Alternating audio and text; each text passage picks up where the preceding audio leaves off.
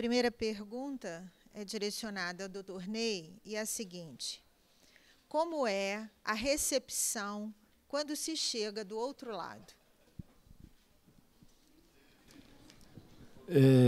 Essa pergunta é excelente. Com certeza. Bom, a recepção, aonde a gente tem conhecimento, principalmente na literatura espírita, pertinente e outras obras, quase sempre merecemos a misericórdia e a presença de familiares queridos, de amigos que nos antecederam, mesmo sem merecermos, eles nos dão a acolhida. Agora, eu vou contar o caso, posso contar o caso da Dona Hilda. Dona Hilda foi aquela sogra querida, diferente das outras sogras. Dona Hilda, em Tapetininga, com o seu Fernando, seu esposo, o sogro que eu não conheci em vida, sofreram muito as perseguições do clero, e o seu Fernando era um batalhador, um polemizador, ia à rádio, escrevia, enfim, respondia, foi um pioneiro na região. Bom, Dona Hilda, aos 84 anos, sofre um desmaio e não entra naquela fase de... a fase é perturbação, mas não é a perturbação aflitiva, é a perturbação dos sentidos, né? A gente é acostumado a entender perturbação como sendo um estado aflitivo. Não é o que o Kardec trata, eu entendo bem, é a perturbação dos sentidos. A gente não lembra, entra num estado de inconsciência. E ela despediu-se. Nós sempre fizemos em casa, na época, com os filhos, uma reuniãozinha à noite, não é, de estudos. E a Maria Júlia, ela, com a sensibilidade mediúnica, uma certa reunião, isso depois de, eu imagino, de 3 a 4 anos do desenlace da Dona Hilda. E aí ela vem falando, pela Maria Júlia, do jeitinho que ela falava, e muito particularmente, do mesmo jeito que o mineiro tem aquele negócio, estou pocando de amor, ela vinha falando, meus queridinhos, meus filhos, meu neguinho, essa é uma expressão de lá. E os meninos, mais o Júlio, muito ativo e tal, começam a perguntar, vovó, como é que foi o seu despertar na espiritualidade? Aí ela disse, meus filhos, eu não queria ainda morrer. Eu queria ver vocês todos formados, casados, e ela com 84 anos. Não é? E ela conhecedora da doutrina, estudiosa da doutrina. De modo que ela disse, eu me encontrei numa enfermaria com outros leitos, e eu estava num leito dessa enfermaria. E entravam os auxiliares, pegavam a minha tabuleta, anotavam, e eu vi aquela movimentação. Eu pensei que estava num hospital, ou numa enfermaria de um hospital. De repente, eu vejo na entrada dessa enfermaria o espírito do Fernando, acompanhado do Dr. Fonseca, que é outro amigão nosso que frequentava a casa e as reuniões. Eu fiquei assustada. Peguei no criado mudo o meu óculos, veja, e coloquei. Quando eu olho para o Fernando, ele sorrindo faz um aceno positivo. Aí foi que eu entendi que estava morta, ou que já não estava mais no mundo físico. Disse, como é, meu vovô? O que é que a senhora faz lá? A gente tem muitas atividades. A gente tem aulas diariamente, mas são grupos assim, de pessoas na mesma condição que eu estou. tem uma monitora, ela faz junto os deveres com a gente, não tem essa diferença do tablado e do piso, nós somos iguais. Isso ok, como a gente tem que fazer dever, não importa a nota, mas todo dia a gente tem que trazer o dever de casa. Mas é só estudo? Não, a gente tem atividades. Eu mesmo estou numa atividade com crianças, ela amava crianças, e eu posso ajudar.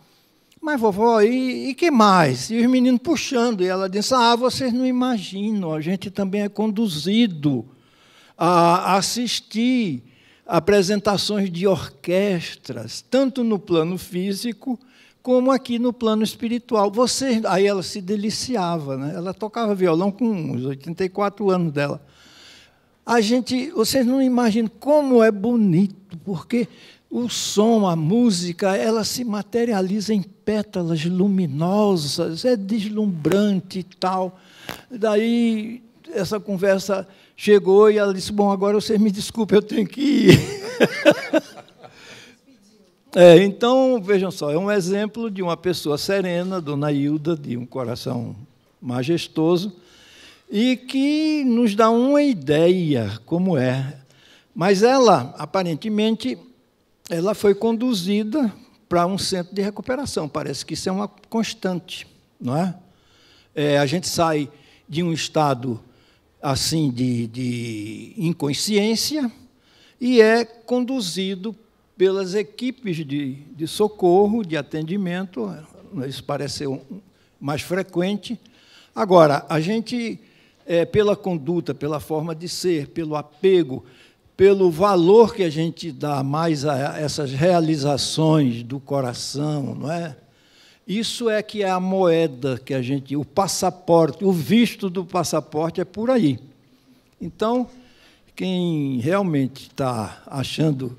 E a gente tem intuição, viu? A gente vai saber a hora. Eu estou aguardando esse sinal. A hora que a gente vai, a não ser aqueles, né, como o Otacílio, meu amigo, que, fumante inveterado, tomava uísque todo dia, engenheiro como eu, consultor nas usinas, muitas vezes nós fomos juntos, e o Otacílio foi fazer uns exames e achava que não ia morrer, e ele apagou, teve um infarto fulminante, provocado pela forma dele, os hábitos dele, entendeu? Então, esse negócio de hábitos, principalmente dos condicionamentos, e eu vou ter que falar aqui do fumo, do álcool, não é? Para não dizer vícios, das drogas. Né? De todos os vícios. Isso é um travamento, viu? A gente sofre, e é o que diz lá o Kardec no estudo da transição. O desprendimento é tão difícil que a gente sente na alma o processo do germe comendo o nosso organismo. Os suicidas, principalmente. É o que nos contam. Desculpem. Obrigada, doutor Ney. Uma pergunta agora para o Neandertal. Estando o espírito atormentado, somente o arrependimento basta para que comece sua melhora? Bem, nós precisamos olhar para o Código Penal. Independe da minha opinião. É aquilo que Allan Kardec publica no Céu e o Inferno. O arrependimento é o primeiro passo para que o espírito caia em si e reconstrua, porque nada é pior do que a nossa consciência gritando. Certa vez, eu li uma frase linda de Bezerra de Menezes, lá na nossa cidade do Rio de Janeiro, viu? Ele dizia assim, que quando a madrugada chega, a consciência grita no travesseiro. E é este momento que a consciência convida-nos a olhar para dentro. E neste primeiro passo do arrependimento, sucederá, pela lei de amor, a reparação e a reconstrução. É simples assim, como ensina Allan Kardec. Mas eu gostaria de lembrar uma situação ímpar a respeito deste momento de separação do corpo e da alma. Posso contar? Isso está escrito no livro A Vida Escreve, de Humberto de Campos, quando conta o testemunho de uma mãe, Joana de Cusa, aquela mesma que fora procurar o Cristo para pedir para abandonar o senhor Cusa, que era riquíssimo nos favores. E, no entanto, ele gostava tanto da orgia. E Jesus fala, volta, filha, cuida dele, é teu filho também. E no momento em que ela está para ser morta em arena, e o seu carrasco olha para ela, já com o coração do filho na mão, embebido em petróleo, e ele pega a espada, embebe petróleo, liga o fogo, ao botar no pé dela, ele pergunta, quero ver agora o teu rei te salvar. Ele nada te ensinou? E ela responde, não apenas a vos perdoar, como a vos amar. E neste momento que a labareda crepita, contado por Humberto de Campos pelas mãos de Francisco Cândido Xavier, lhe aparece Jesus e diz, vem, Joana, aqui estou. Porque aquele que vive em mim não vê a morte. Obrigada, Neandertal. Há uma pergunta para o Dr. Ney, que é a seguinte. O que define o tempo de duração do período chamado de perturbação? Exatamente. Eu vou contar uma história, está lá no livro de um inglês, os espíritos comunicam-se por computadores.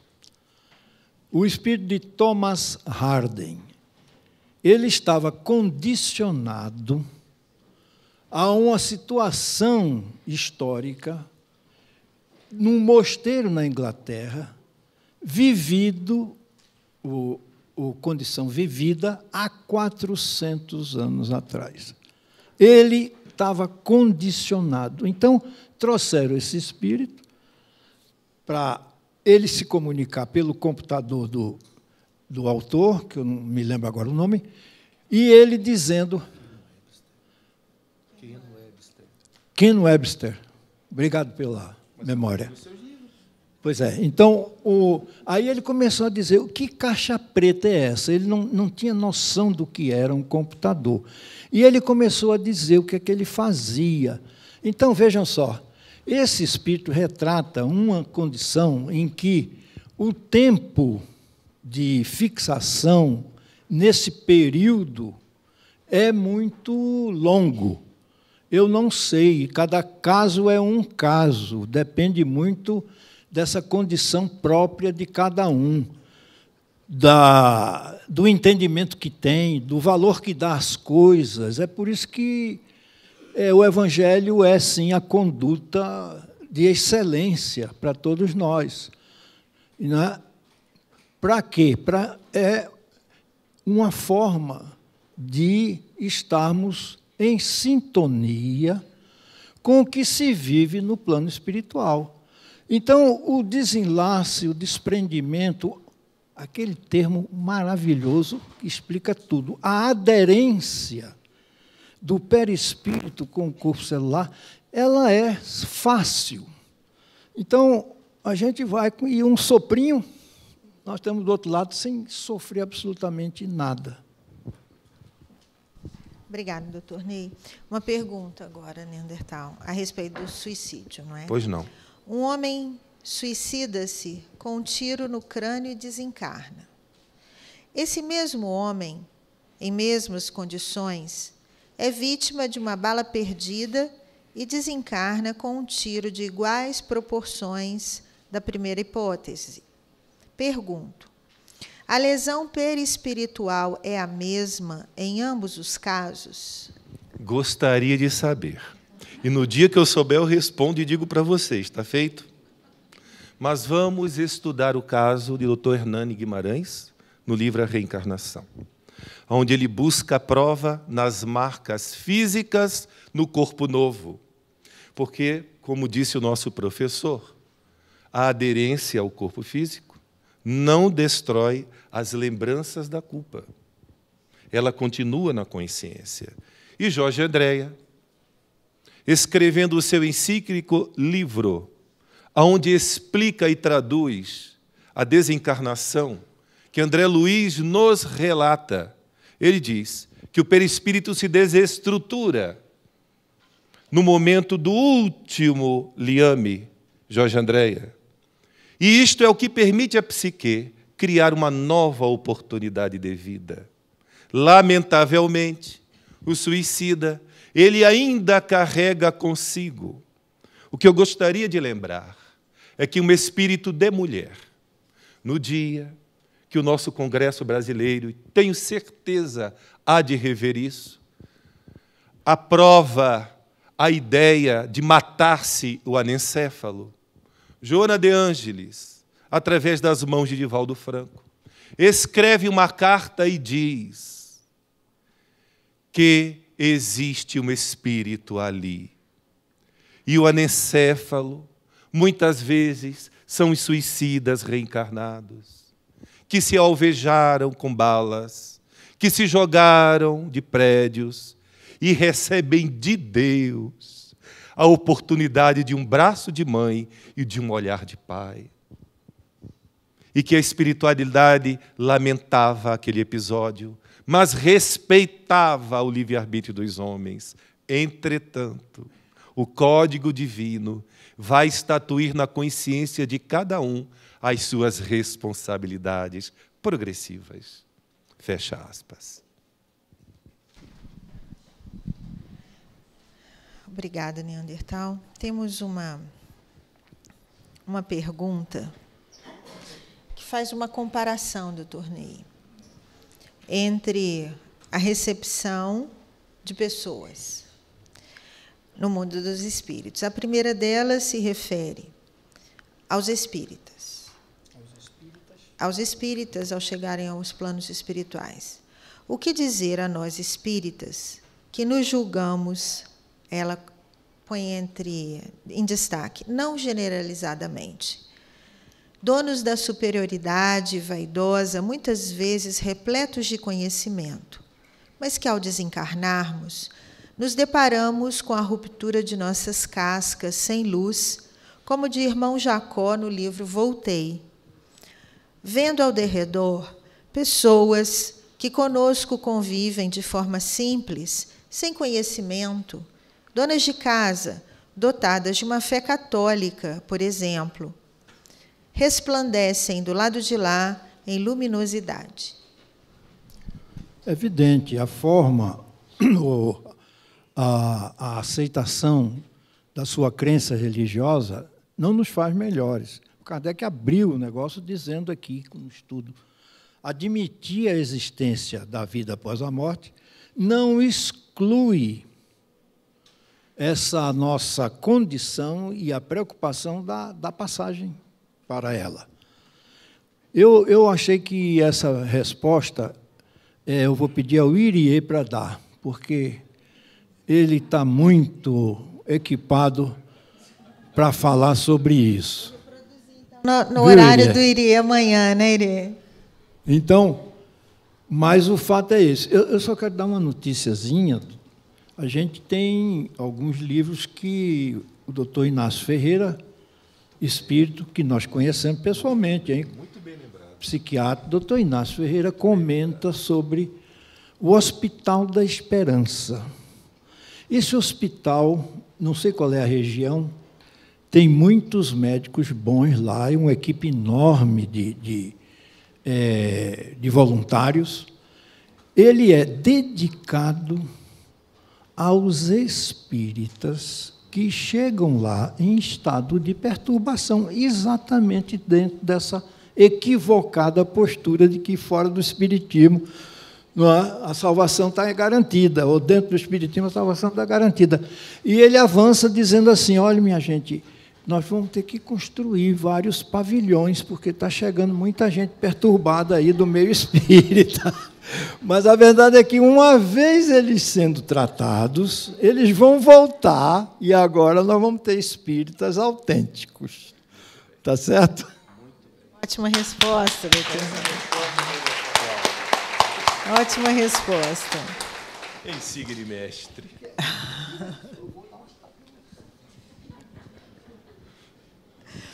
Há uma pergunta a respeito dos suicidas. Como podemos contribuir para reduzir o sofrimento de um suicida? Posso lembrar uma mulher ímpar. Ela me emociona porque eu estudo a vida dela e consigo entender cada vez um pouquinho mais. Ivone do Amaral Pereira. Esta mulher, ela foi categorizada pelo Chico como a dama do Evangelho. Amava Allan Kardec, a doutrina espírita, como a nossa querida Isabel Salomão de Campos, dentro dessa luz meridiana. E todos nós sabemos que durante 20 anos ficou guardada essa resposta no seu livro memorável, Memórias de um Suicida. Por quê? Porque Ivone já era reingressa pela 3ª vez no suicídio. E ela só publicou este livro depois que o Chico lhe manda um bilhete. Ivone, as vozes torturadas clamam, publica, minha filha. E ela publicou, com a chancela de Chico Xavier, que eu sei que todos sabemos disso, apesar de ser um daqueles segredinhos do Chico. E a questão é muito difícil, porque a prece cria o ambiente. E Ivone vivia orando, pegava os jornais, naqueles obituários dos suicídios, e orava para eles. E certa vez, ela esqueceu um que caiu embaixo da cama. E ela já estava quase dormindo, quando ele diz, pelo amor de Deus, pelo amor que tu tens ao Cristo, ora para mim. E ela acorda, se ajoelha, pede perdão ao Espírito e ilumina, luarizando-o com a prece, permitindo a ele um pouco de lucidez para que ele pudesse seguir o seu caminho, buscando em Maria, o começo da compreensão da sua reabilitação. O processo é muito longo.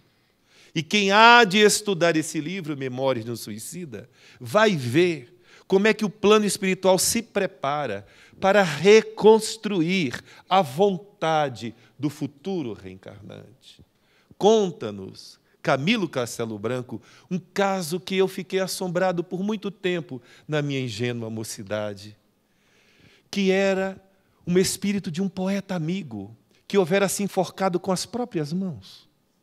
E que ele, no plano espiritual, com as mãos amputadas no perispírito, mas as mãos materializadas no corpo.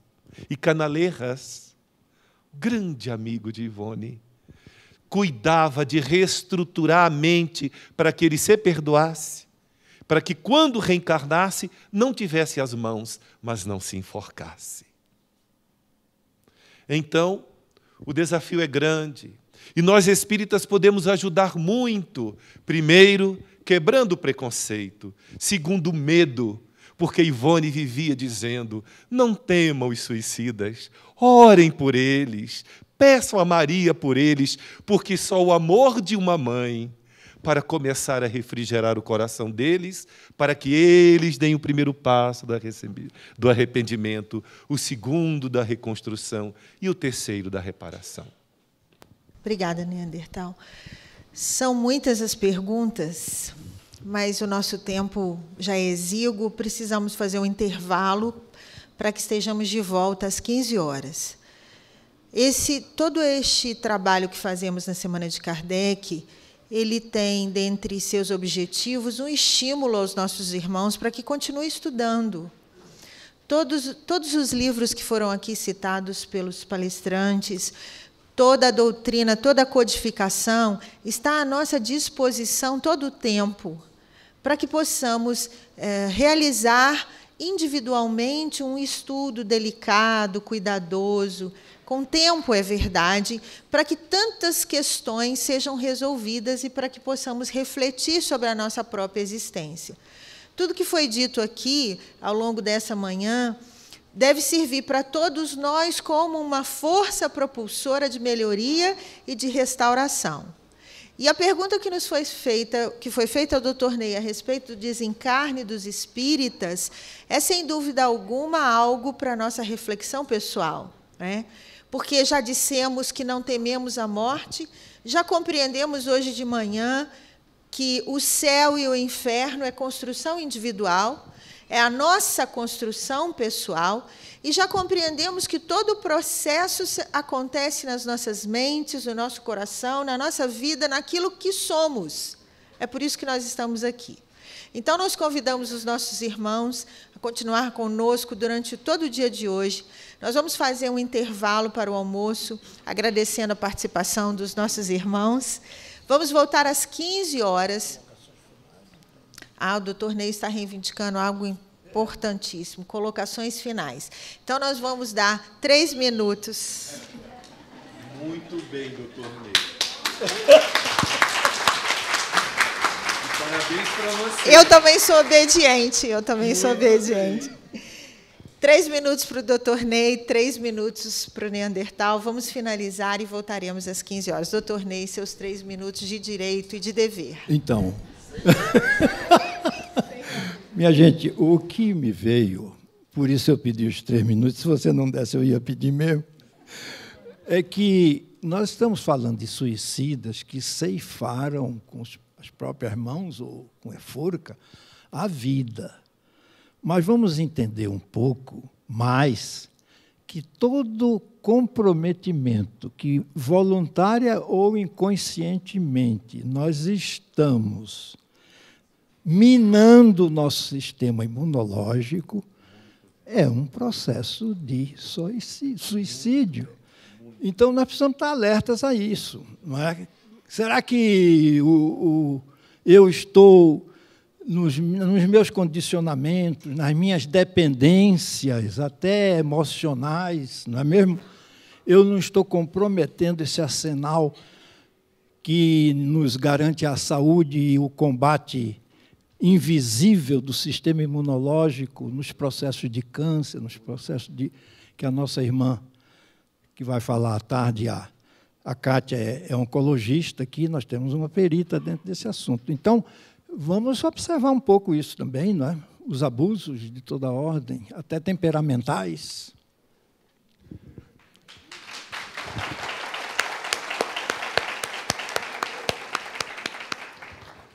Eu quero agradecer a você, Mirna. Quero agradecer a dona Isabel, ao professor César Reis e a Allan Kardec. A música inicial, obrigado, Kardec. O ano passado, no Grupo Espírita Regeneração, fizemos uma homenagem a Allan Kardec e colocamos e abrimos a nossa humilde exortação ao nosso codificador imortal com esta música que é de vocês. Mas eu gostaria de deixar uma pulguinha atrás da orelha de vocês. Eu queria recomendar a leitura de um livro instigante. Depois da Travessia, do Geraldinho, do Geraldo Lemos Neto. Depois da Travessia, tem uma carta da irmã mais velha do Chico, aquela que era católica, Carola. E quando ela desencarnou, continuou não gostando dos espíritas. Porque a primeira pergunta que ela fez à mãe foi: tem espírita por aí? Ela disse: não. Mesmo assim, não quero sair de casa. E ficou 1 semana em casa. Aí a mãe voltou, o irmão do Chico também. Eu vou contar apenas um pouquinho, porque 3 minutos não vai dar tempo. E vocês vão ter que comprar da editora Via de Luz depois da travessia. Mas eu vou deixar um gostinho. Porque ela, 1 semana depois, quando a mãe volta, e ela está em casa, né? Não estava nem um pouquinho interferindo na vida dos encarnados. E ela disse assim: minha mãe não aguento mais, está morta. Mas por que, minha filha? Porque ninguém me escuta, eu quero mesmo ir embora.